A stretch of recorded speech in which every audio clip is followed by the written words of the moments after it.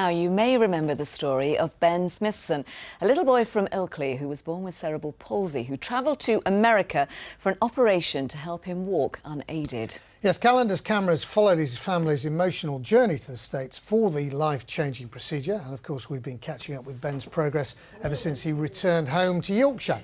Like many others in a similar situation, Ben's parents had to raise tens of thousands of pounds to travel abroad because the ARP, known as Selective Dorsal Rhizotomy, wasn't routinely available on the NHS. Well, today it was announced that in the future, youngsters like Ben will be able to have it right here in Yorkshire at Leeds Children's Hospital and at Leeds General Infirmary. Well, we're joined now by Surgeon John Goodden, who will be carrying out the operations, and also Ben Smithson's mum, Charlotte. Welcome to Calendar. Mr Goodden, of course, this is great news, isn't it? It's fantastic news. It's an absolutely monumental step forward. There's been a huge amount of effort from our team in Leeds building towards this, but also from the NHS itself, trying to actually progress to this point where they could make this announcement. Why did this select you? We had to demonstrate that we were able to do the operation, that we'd done it safely on a number of children, that I had the proper training to do it, and that we had the right team and infrastructure to do not only the surgery, but also the physiotherapy afterwards, which is a really important part of it as well. Because SDR without the surgery, without the physiotherapy afterwards, is pointless. You need the physiotherapy as well.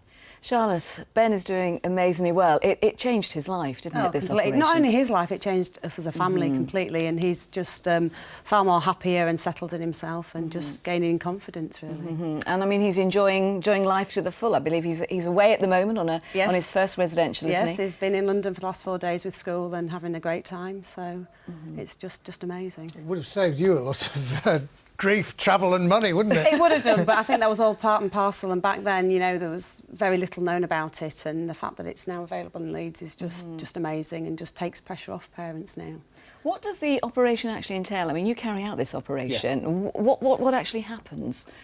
Essentially, it's to change the stiffness that is in a child's legs, and the stiffness is preventing them from walking properly. And the stiffness is part of what's called a reflex in the leg, and by cutting about 2/3 of the sensory nerve roots that do like skin sensation and things, you can change that spasticity and take away the spasticity.